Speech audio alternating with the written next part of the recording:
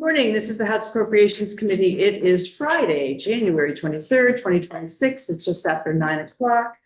And we are continuing our work on the Budget Adjustment Act. And we have the Commissioner of Finance and Management in because after we heard the consensus revenue forecast last week, there was a downgrade and the administration needed to make some adjustments and do some changes. And so he is here to talk about that. Welcome, Adam. Welcome. Adam Gresham, Commissioner of Finance and Management. I see you have your purple cheat sheet there. I'm going to make this simple. This is all in white, black and white. No purple needed. So, thank you, Madam Chair. And as you mentioned in your introduction, there was a $8.1 million downgrade in fiscal 26. And that was one of two financial changes, actually. The second change, in addition to the $8.1 million downgrade, was there was a reduction in the need in the Brattleboro Retreat reconciliation payment. So that was $2.6 million lower than we had originally put. You'll remember for state funding, we put 7.9 million and change. That also there was $160,000 federal component to that, but the general fund component was 7.9 million. Turns out when they sharpened their pencils and it got a final number, it was $2.6 million lower than that. So on the one hand, we had to find 8.1 million due to the forecast reduction. On the other hand, we had an offsetting reduction in a need, an appropriation need. So the net was we were $5.5 million in the red, out of balance from the original budget adjustment that we submitted, which necessitated a correction. So the net of these two offsetting changes is $5.5 million. To adjust for that deficit, we made two changes to the budget adjustment. The first is we boosted the fiscal year 26 reversions by almost 4.7 million, little under $4.7 million. And you see those additions in the revised carry forward and reversion sheet that I submitted to you.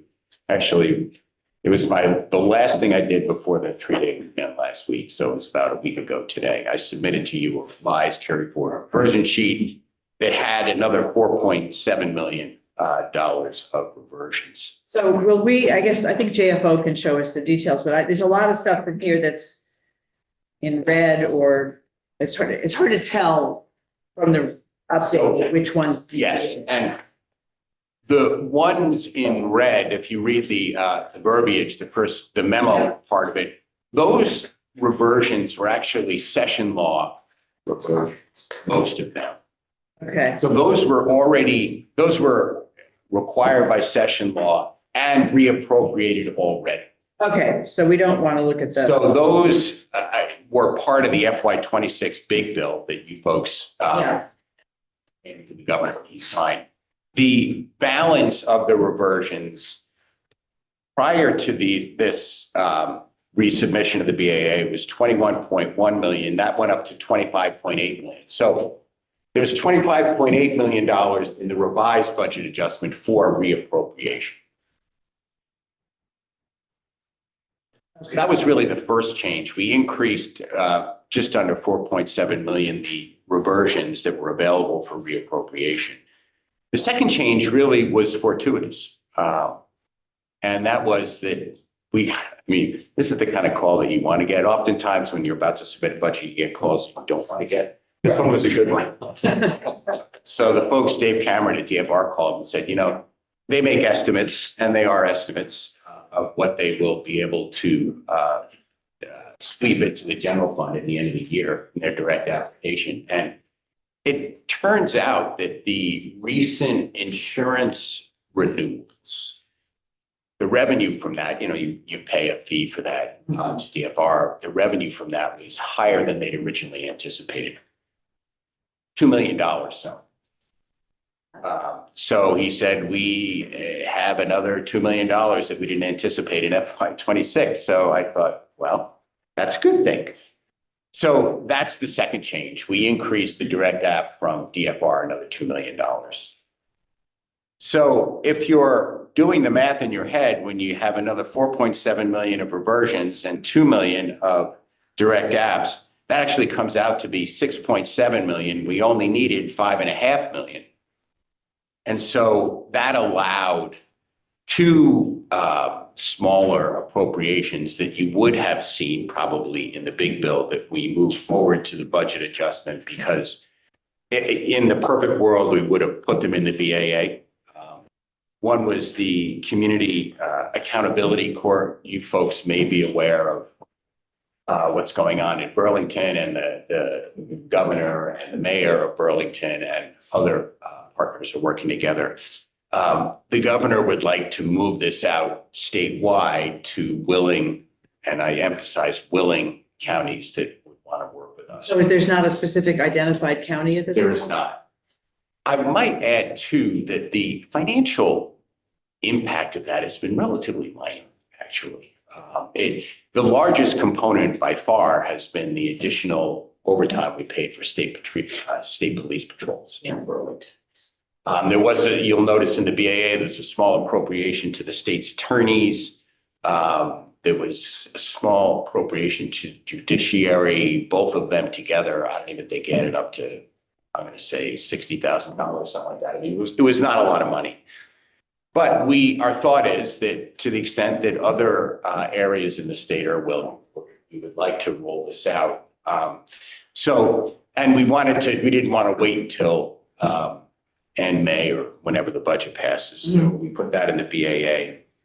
In addition, the Secretary of Education, Zoe Saunders, had come to us several weeks ago saying, they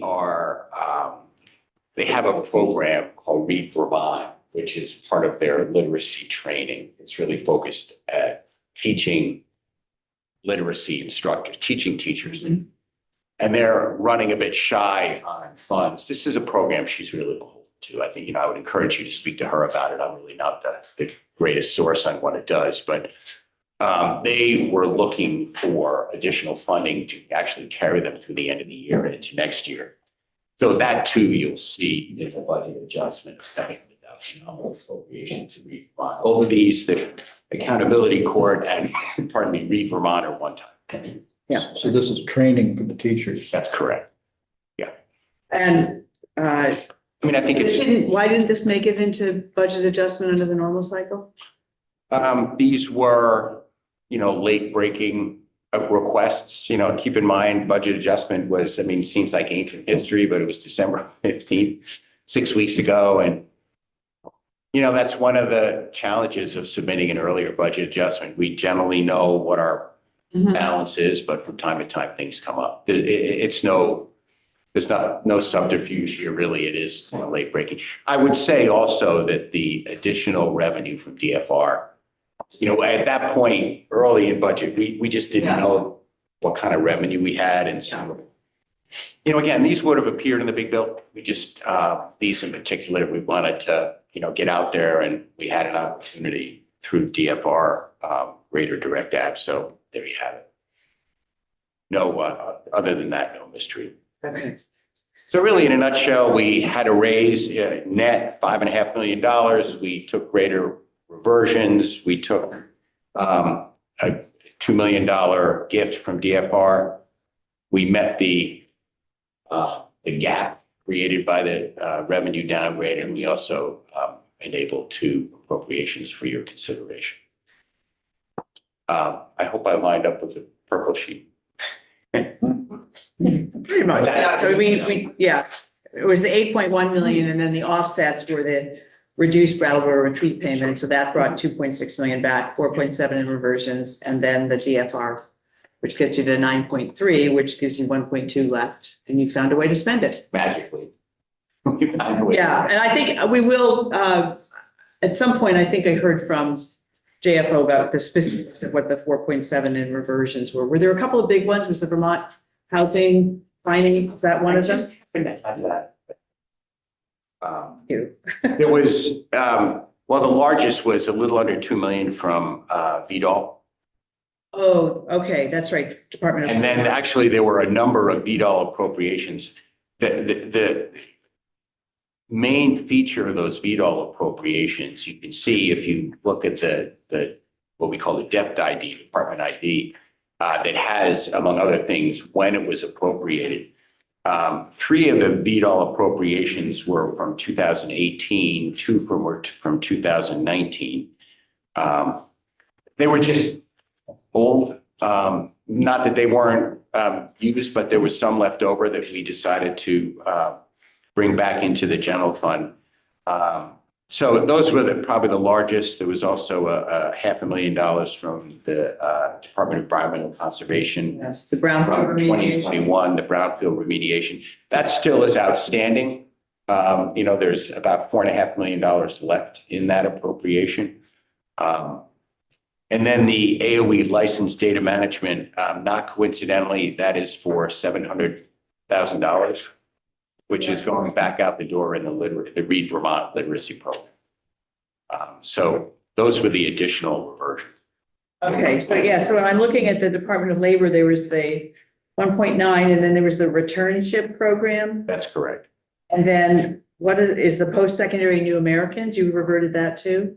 Yes, again, that was 6 years old. Okay. Our thought was that whether or not it had uses at the time, it at this point has better uses, just moving back to the general fund and being reappropriated for other priorities. And then the workforce development was also part of that? That was from 2019. Okay. And then the New American Labor Force for 189, is that part of it too? That was, yes. What's happened with that one? That was for 2024, 2 years ago. And, I think they got out, let's put it this way, they got out of it what they needed. That was, I think, for a training program for so-called new Americans that are here that I believe they are handling through other appropriations. Okay. Again, these guys would be the if you want to have them in. Is that this one sheet? I'm looking at, well, that is one I think that we got, but I'm looking at the one that Adam sent us, the reversions. But yes, that may be from the read sheet as well. I'm just looking at this. And then the last one, and then I'll go to the 997 for the workforce work-based. Is that the other one? The workforce development work-based, yes. When was that from? That was from a 2024 appropriation that I believe is now being handled otherwise. And I think, VDOL had contacted us and said, we're doing this. And we can speak to that if asked. Okay. Yeah, I'm sorry, I was getting lost in my sheet. We just go up a couple lines to the work-based learn train program. That 1.5.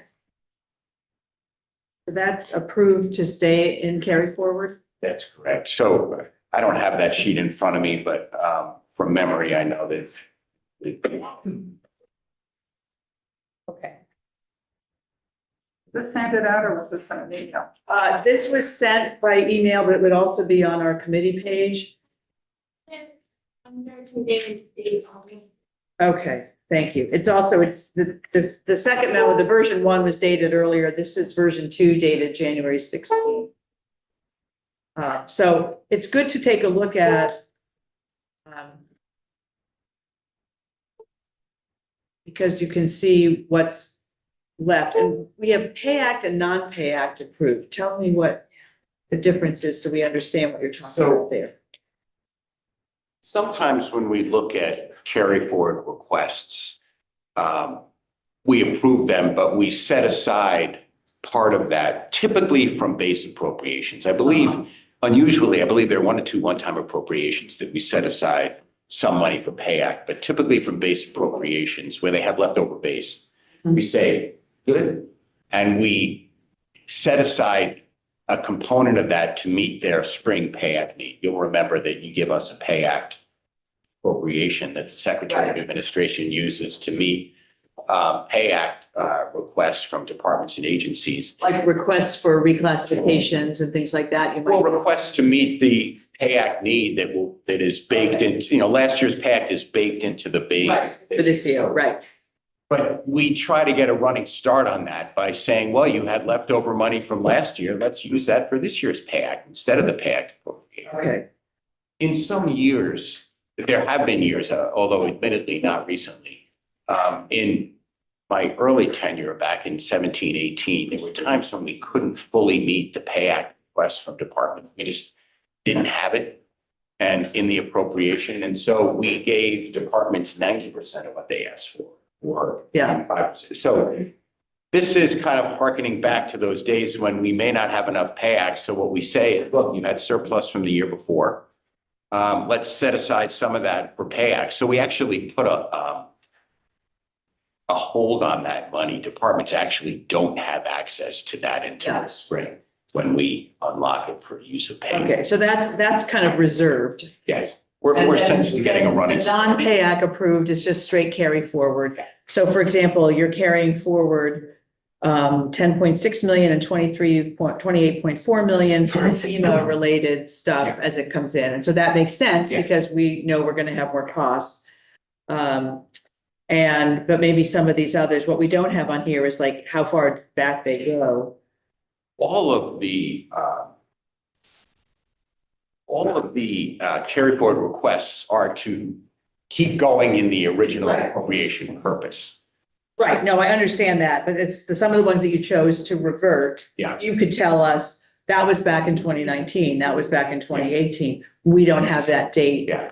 on here. That's in the depth ID that I'm looking. It's kind of a cheat sheet. And, that doesn't have the original depth ID because we generally look at that as not particularly important information. But, yeah, I mean, in the future, I can send you, or in this one, I can send you with the depth ID showing. Yeah, that would be helpful because this is an important part of how we look at the whole financial picture. And if there's stuff going back a decade, that's many millions of dollars. I mean, like you figured out, we're not using this anymore. It's accomplished its purpose, which is what we should be looking at all of. We'd like to sometimes see that too. So that would be wonderful. John? I have a follow-up to your question here. On Yeah. Page 3, there's like about 8 or 9 in a row here that are in parentheses in red. So there's nothing. 26, the other 2 columns. So, I'm referencing? yes, again, from memory, but if there are, in a row, those are probably legislative, I'm They guessing. are, Yeah. JFO. Those were appropriation reversions that you took in legislation, I'm guessing in Act 27. Current year law that said we're going to appropriate these amounts and then they were reappropriated already in Act 26, Act 27. So those were appropriations that were taken by the legislature. As I mentioned in the memo, Not large amounts. No, It's just they're a small series of, yeah, 59,000. we generally. $10. Even that, we don't take reversions from legislative or judicial. We kind of obey the separation of powers but when we are specifically either requested to, there are a couple in there that are not read from the legislature where they said, please revert this. Or when you put it in session law to revert it, then we revert it. Otherwise, we don't do that. You'll see no judicial reversions in there, I believe. Last year, I think there was one judicial reversion at the request of the judiciary that they wanted to reappropriate. So, but yeah, that's those red in a row. Yeah, those we saw some of those we saw in the budget adjustment. Right. And yeah, we finished some of those.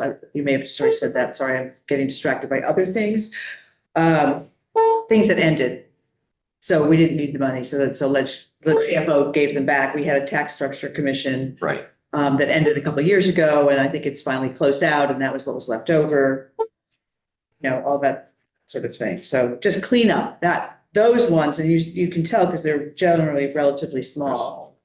That's, was- like 99 cents. It was roughly, I think I lay it out in the memo, actually, there was a little over $10 million of conversions from appropriations that were actually part of session law.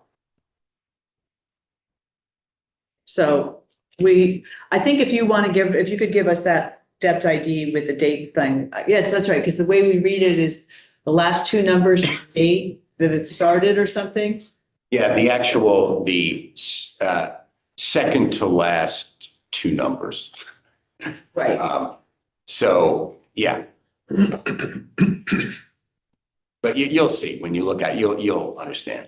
Yeah, that's what I think we've seen before. Yeah. Was we had that information as well. So this is helpful, but that would be even more helpful. And that's when it's enacted. That's correct.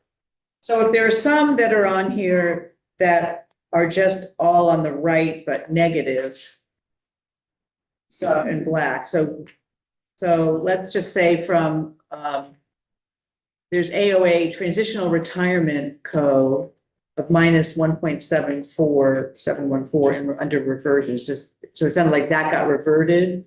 Yes, that's the transitional retirement. That may have been an appropriation that was originally given to AOA to help with Act 114, which was the pension provision. Yeah. Which led to, and we thought we would use that originally. It's kind of interesting to note. We thought we originally used that as a backstop Yeah. in case we were running shy with our ADEC calculations. But what we realized is the language was pretty prescriptive. Yeah. It said I think it specifically cited 2023 as the year. So we realized that, we have to obey what the appropriations language was. And so it was essentially just dead money after 2023. So that's why it's reverted. Yeah, so is the negative just means The negative now means brought to zero? I mean, so that it has no other lines, because sometimes you have things and you have an amount and then you're reverting something. I'm just trying to match it up. So when the previous two columns are blank, it just means you've now brought it to zero? Yeah, well, it means there was no carry forward and it was just totally reverted. And the reason the negative lines on the right are negative is because it's a reduction in spending authority. The lines to under the Pay Act and non-Pay Act carry forward are positive because that's an increase in spending authority for this fiscal year. So that's the kind of the accounting methodology. Yeah, so this is good to take a look at, everybody. You'll have your departments and portfolios, and if you have questions, we'll get a little bit more information with the depth ID information, and then it's just good to have that as we go through certainly the FY27 budget as well. Yeah, anything else you have for us, Adam, or anybody questions that? Well, Madam Chair, I know that you had reached out on the CNN story. I think you've spoken with the Secretary of Administration. I would just emphasize we are entirely news takers, not newsmakers. So what Adam's referring to back up, Senator Welch yesterday said he just learned that we're one of 13 states that are going to be up for this super review of federal funds. And I pondered that. And this morning I looked for an article and I sent it to Sarah and Adam to say, how is this going to affect everybody's work? Or is it? So that was my question. And what I would say to the committee is that right now, there's nothing for us to do other than wait to see what they send us, if anything.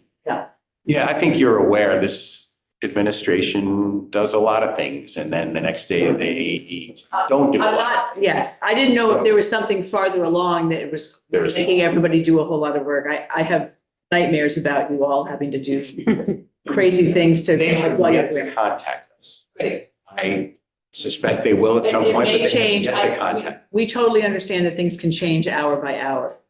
But if this had started, it would be helpful to know that it's going to impact all of our work. So under other circumstances, you've been audited, not the super audit, but I don't know what a super audit would be.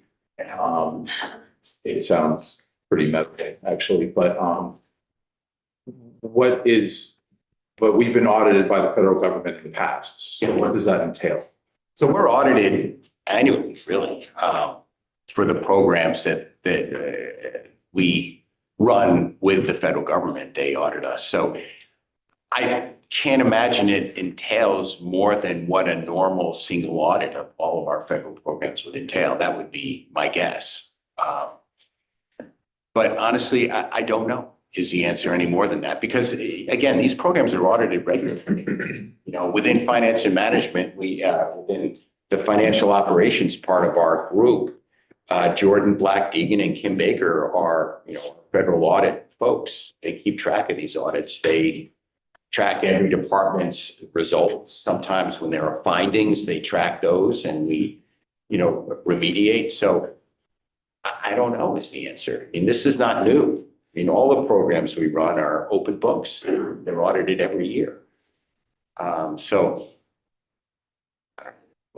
Several years ago, when we started receiving federal funds from the COVID programs, we hired a third party to help with determining what expenditures would be available. And I understand there's always going to be a question through time, but the penalty from some audit was the fear of clawbacks. And how does that work? So, I mean, clawbacks can come from two things. One, the administration was looking to take money back that was unused. And so the requirement was anything that wasn't spent by X date would be clawed back. That was part of the original legislation. But I think the new administration was looking to claw back money that may not have been just unused, but money that may have been obligated, but spent. Used improperly. Yeah. So that was the first thing, or, you know, the major change. But unchanged was the idea that any money not spent by, I forget what the drop dead date, I think originally it was December 31, 2026, may still be that date, would be clawed back. That we expected.